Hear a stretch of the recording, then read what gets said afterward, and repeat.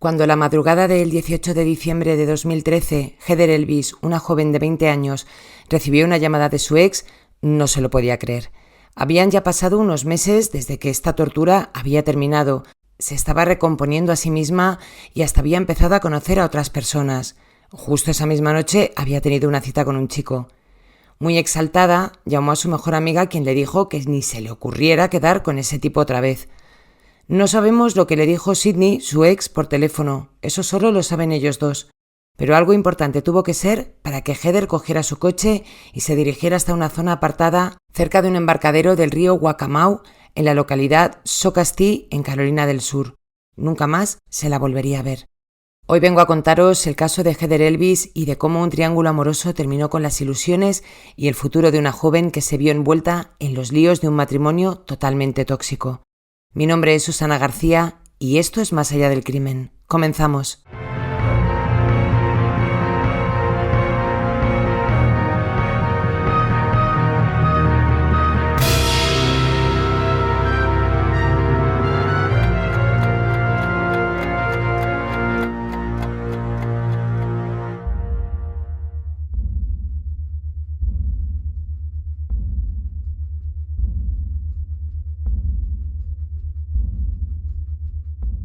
Heather Rachel Elvis había nacido en junio de 1993. Tenía una hermana pequeña y, como cualquier chica normal, creció sin problemas bajo el seno de una familia feliz en el condado de Horry, en Carolina del Sur. Era una chica extrovertida y cuando se graduó del instituto en el año 2011 comenzó a trabajar como camarera en 2 sitios diferentes mientras estudiaba cosmetología. El primero de estos sitios era el pub Tilted Kilt, un sitio moderno con temática escocesa-irlandesa donde además de beber se podían ver diferentes partidos y además también comer. El segundo lugar donde trabajaba Heather era el House of Blues, que es una cadena americana donde se puede disfrutar de música en vivo además de comer. Ambos lugares estaban localizados en Myrtle Beach, que seguramente lo recordaréis por el caso de la desaparición de Micah Miller y el asqueroso de su marido, el pastor de la iglesia Solid Rock. A unos 35 kilómetros de la playa de Myrtle Beach se encontraba la localidad de Carolina Forest, donde Heather se había mudado a un apartamento con una compañera de piso, Brianna Warrelman, a la que todos cariñosamente llamaban Bri. Las dos, además, eran compañeras de trabajo en el Tilted Kilt, que es el primer sitio donde os he mencionado que trabajaba Heather.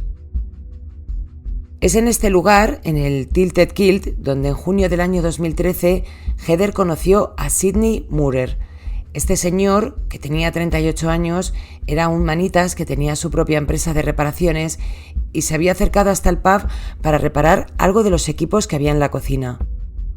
Os he mencionado que Sidney tenía 38 y Heather para estas fechas acababa de cumplir o iba a cumplir 20 años. El problema no era la diferencia de edad, sino que Sidney estaba casado. Pero eso lo sabemos nosotros. Para el momento en que ambos se conocieron, Heather no tenía ni idea de la vida personal de este señor, o no tenía ni idea, o eso que sepamos nosotros.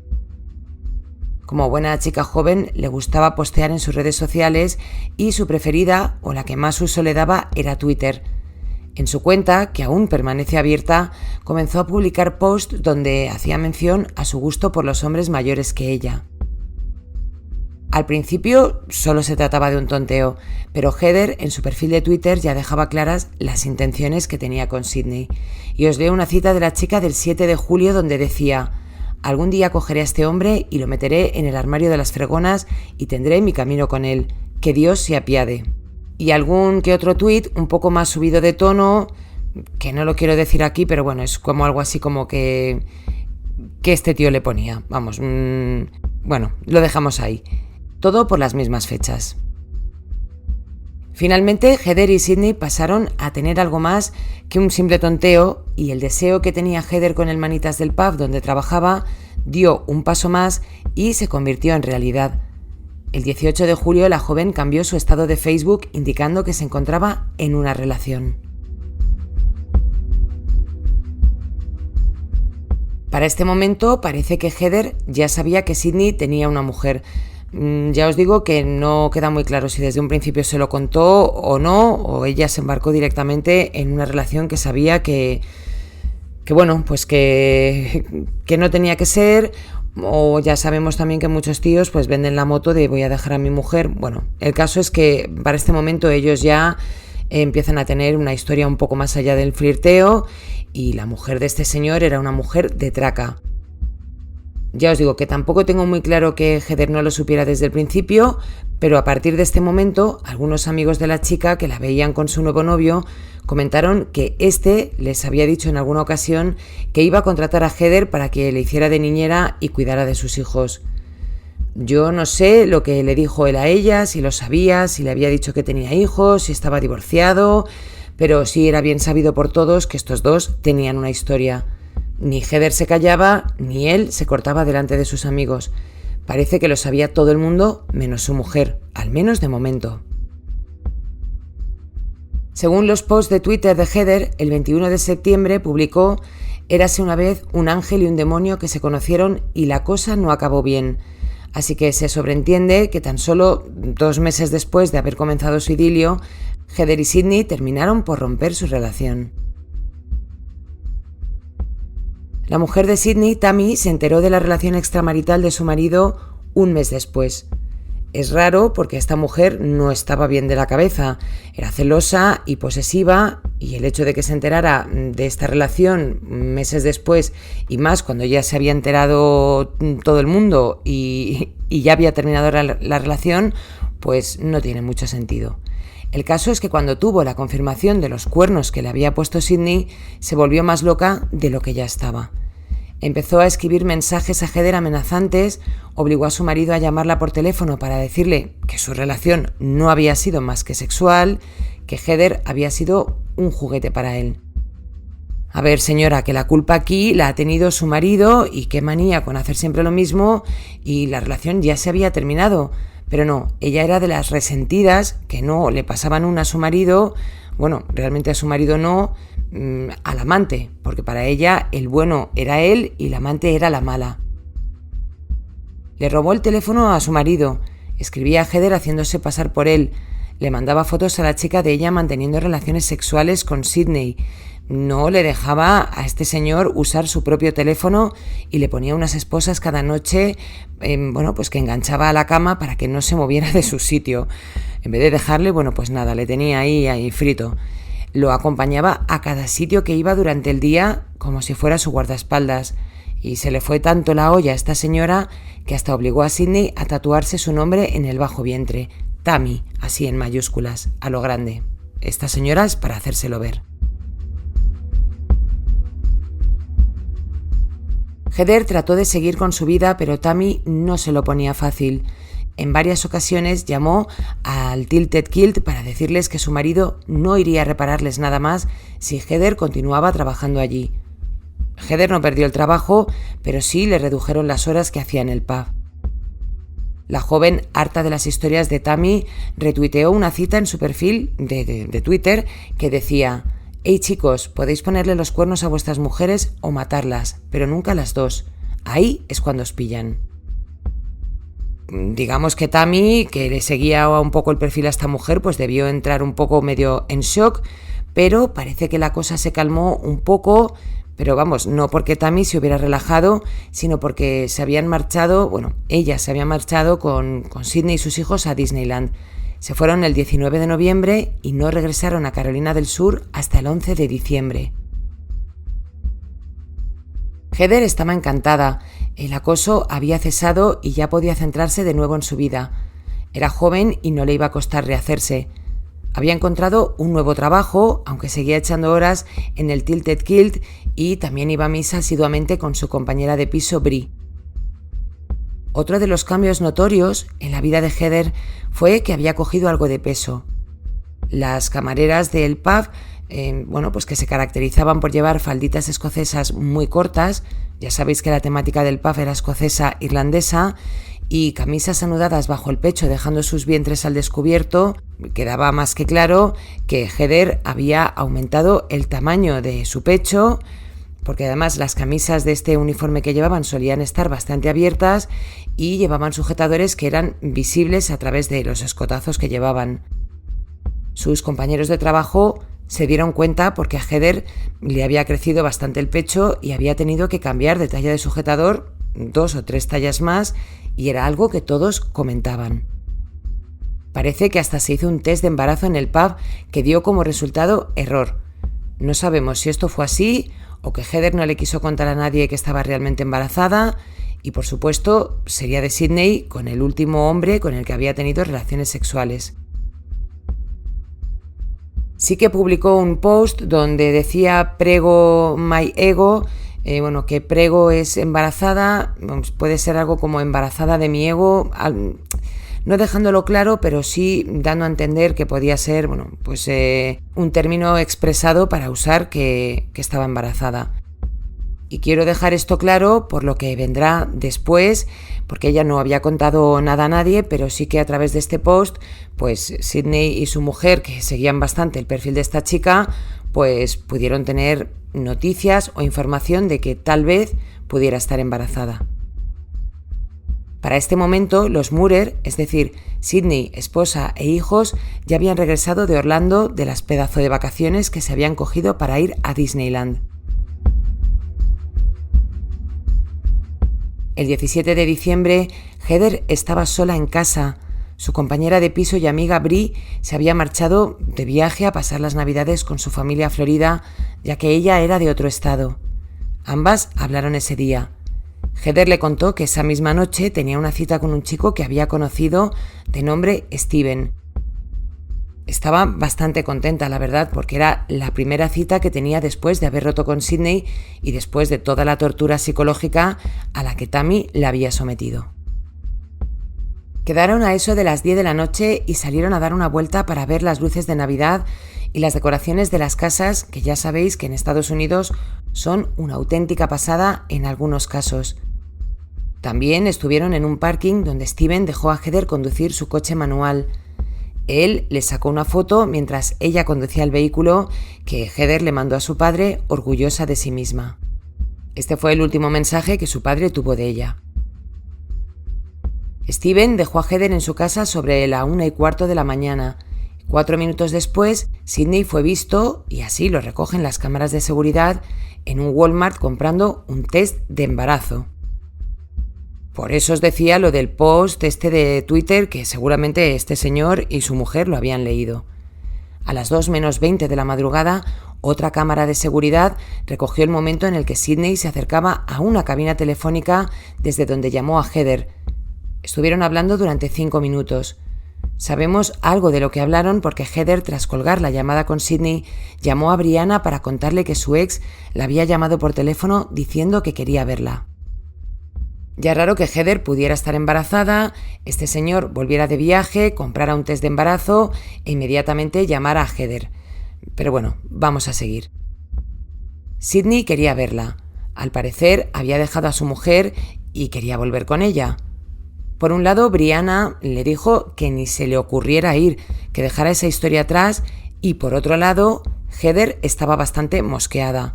Con todo lo que había tenido que pasar y ya que estaba centrada en su nueva vida y se había olvidado de este señor, pues ahora volvía a aparecer.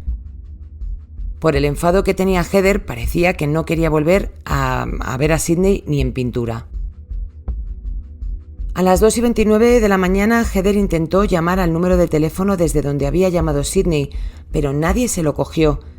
Media hora después, su teléfono dejó señal en el Longbeard Bar, en la misma localidad donde vivía Heather. Cerca de las 3, su teléfono dejó una señal, esta vez en otra zona distinta, para después dar la vuelta y regresar al Longbeard Bar. Sobre las 3:15, cuando dejaba la zona por una segunda vez, intentó llamar desde su móvil al móvil de Sydney, quien no le cogió la llamada, y después regresó a su apartamento, desde donde volvió a llamar a su ex, quien desde su propia casa esta vez sí atendió la llamada, y estuvieron hablando 4 minutos. A las 3:30 de la madrugada aproximadamente, el teléfono de Heather dejó señal moviéndose hacia otra localización, cerca del embarcadero del río Waccamaw, en la localidad de Socastee, que se encuentra a algo más de 20 kilómetros de la casa de Heather. Es todo muy raro. La cabina desde donde llamó Sidney estaba bastante cerca de la casa de Heather. No tenía sentido que la chica se hubiera ido hasta el Longbeard Bar, que está a tomar por saco, para luego encaminarse a otra área, volver al Longbeard, regresar a su casa y luego dirigirse hasta este embarcadero. La verdad que la vuelta que dio es un poco rara y no sé si decir absurda, porque para ella tendría un sentido. Los movimientos que hizo la joven esa noche ya os digo que son un tanto extraños. No hay llamadas en el momento en el que va de un sitio a otro, por lo tanto no se entiende bien quién le dio estas indicaciones, si Sidney le dijo de verse en alguno de estos sitios y cuando literalmente estaba a unas manzanas de su casa y al ver que no estaba quiso ir a otro sitio por si se había confundido para volver al bar ese que os he contado de nuevo. Como os digo, no se explica este recorrido y tampoco sabremos nunca por qué Heather lo hizo así. Lo que sí se explica del por qué quedaron en ese embarcadero es porque Sidney vivía por la zona. Comentaros que este sitio no es el típico lugar donde quedas con alguien, y menos a esas horas de la noche. Es una carretera de tierra que termina directamente en el río y es una zona muy poco iluminada. Una cámara de seguridad de un vecino recogió el momento en el que el coche de Sidney pasó por allí para ir al embarcadero donde había quedado supuestamente con Heather. Digo supuestamente porque lo único que se sabe es que la señal del móvil de la chica fue recogida en esa zona y que la cámara de un vecino tenía las imágenes de Sidney yendo para el mismo sitio. Digo Sidney, pero digo su furgoneta. Poco antes de las 4 de la mañana, Heather intentó llamar a Sidney en un par de ocasiones, pero nadie le cogió las llamadas y pocos minutos después su móvil perdió la señal. Tan solo 5 minutos después de que se perdiera la señal de su móvil, la cámara del vecino grabó el coche de Sidney regresando de la zona del embarcadero, camino de vuelta hacia su casa. Esa mañana el padre de Heather, preocupado al no saber nada de su hija, denunció su desaparición. Su coche fue encontrado el día 19 de diciembre en el embarcadero, pero ni rastro de la joven. El coche por dentro estaba bastante desordenado, pero era algo normal en Heather. Al tener una copia de las llaves del coche, Terry, el padre de la chica, condujo su vehículo hasta su casa. Algo que tampoco se lo explica a nadie porque si Heather estaba desaparecida, lo lógico era haber cogido evidencias, ADN, no sé lo que fuera. No entiendo por qué la policía lo permitió, pero lo permitió.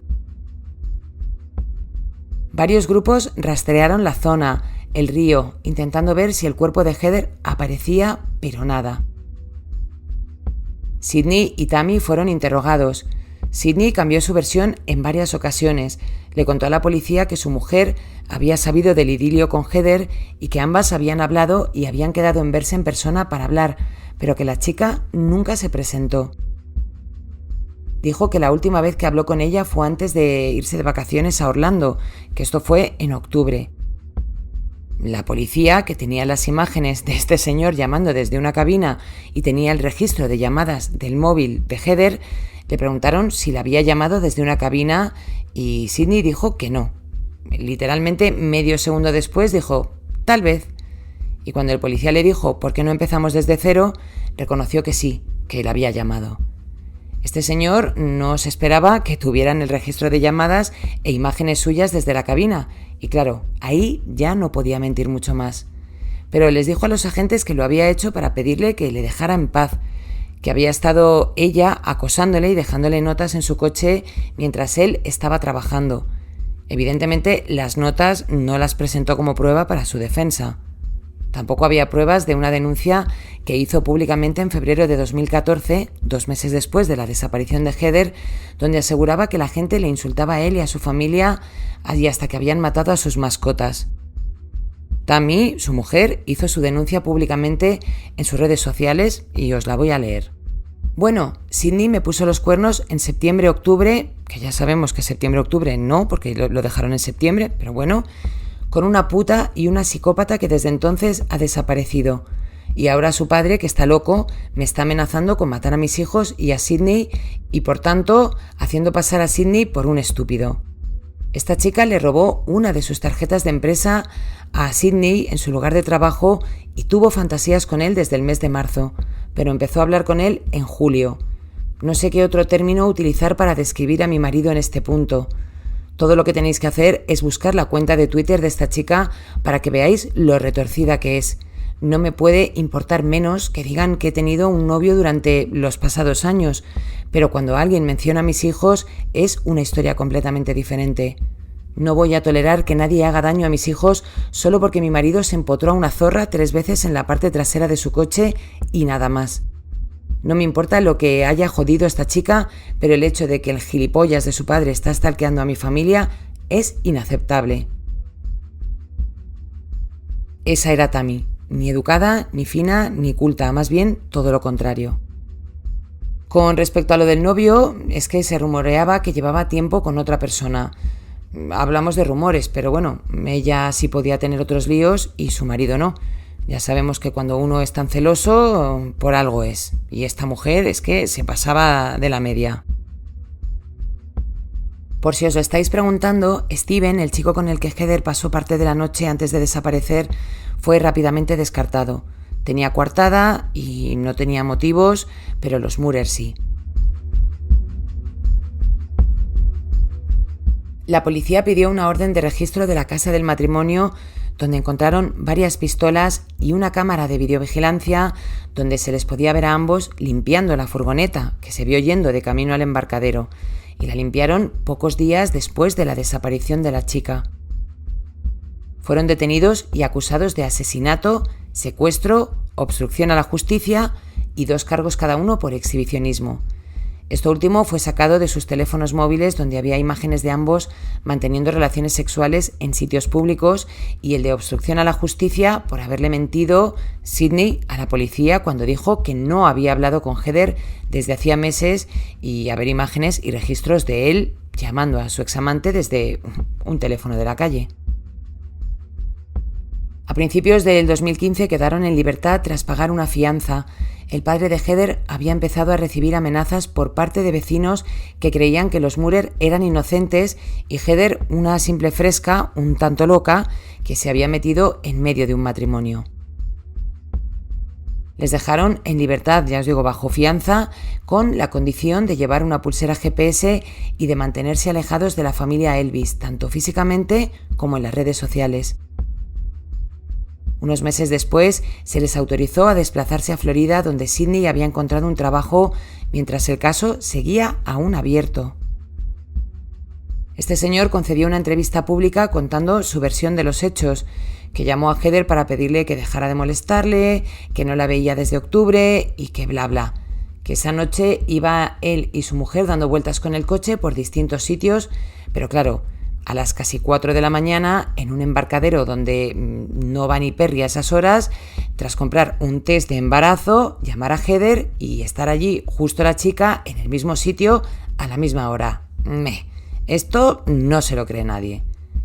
Pero parece que alguien sí les creyó, porque 6 meses después de ser puestos en libertad bajo fianza, los cargos de asesinato fueron sobreseídos, no el de secuestro.